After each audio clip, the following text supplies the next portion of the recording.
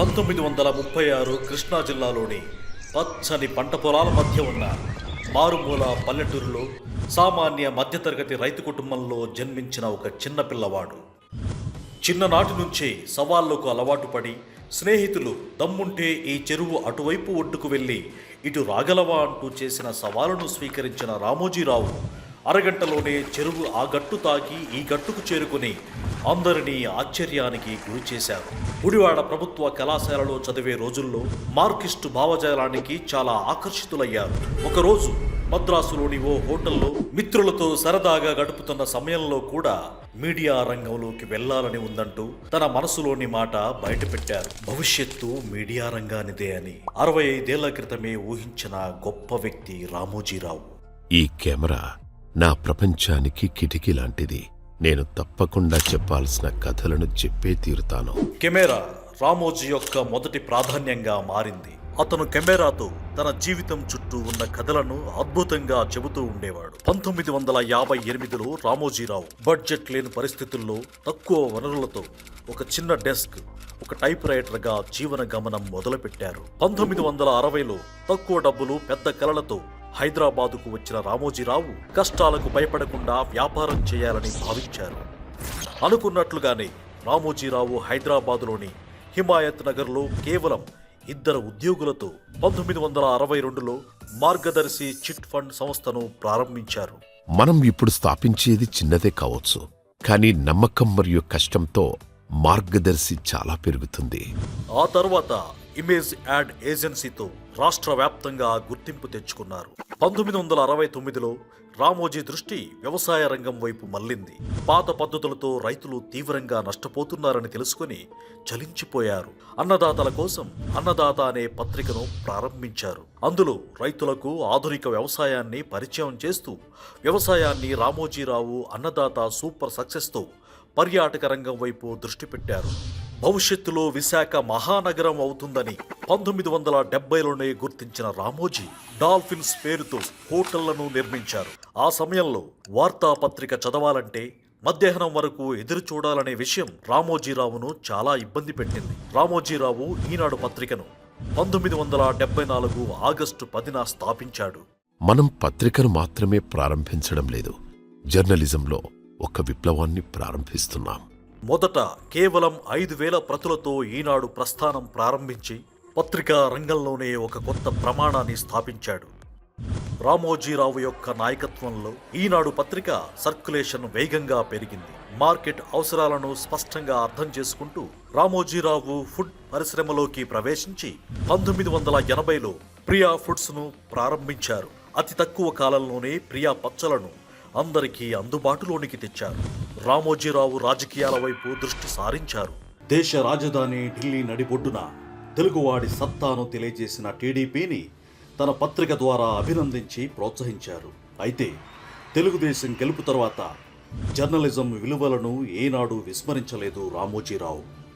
1983లో Ramoji Rao cinema నిర్మాణంలోకి ప్రవేశించి శ్రీవారికి ప్రేమలేఖ సినిమాతో మొదలైన ఉషా కిరణ్ మూవీస్ నేటికి ఓ బ్రాండ్గా నిలిచింది.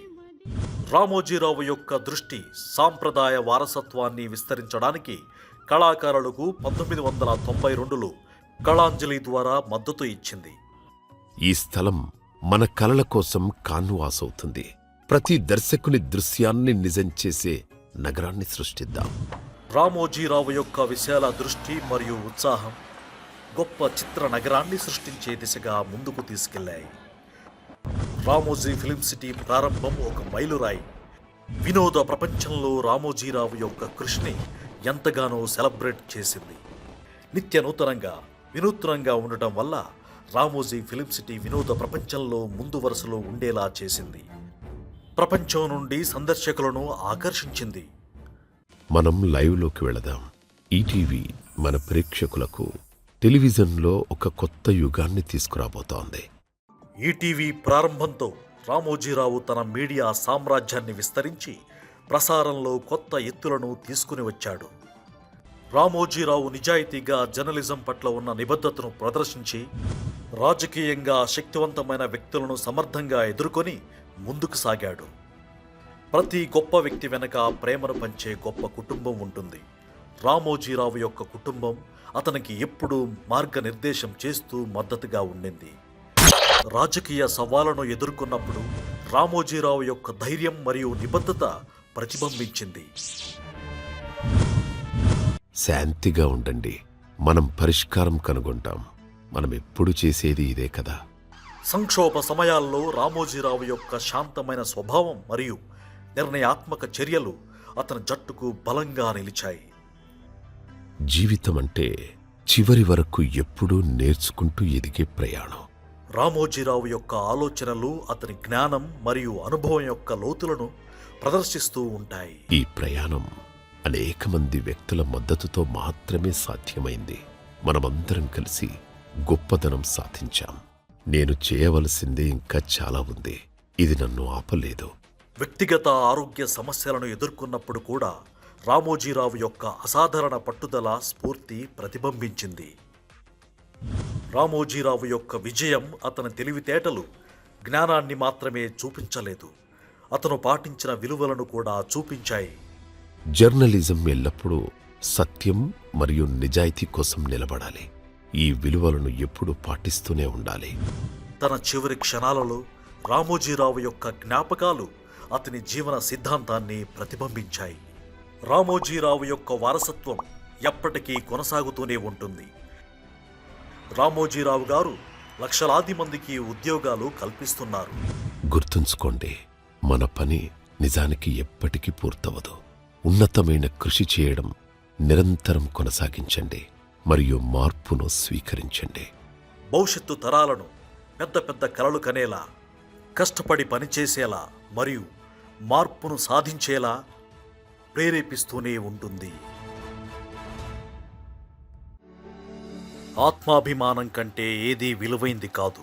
కష్టాలొచ్చాయని నీ వ్యక్తిత్వానికి వ్యతిరేకంగా ఎవరితోనూ దేనితోనూ రాజీ పడకు అని జీవన గమనాన్నే ధర్మయాగంగా మార్చుకున్న పద్మవిభూషణుడు రామోజీరావు గారి జయంతి సందర్భంగా వారికి ఇవే మా ఘన నివాళులు.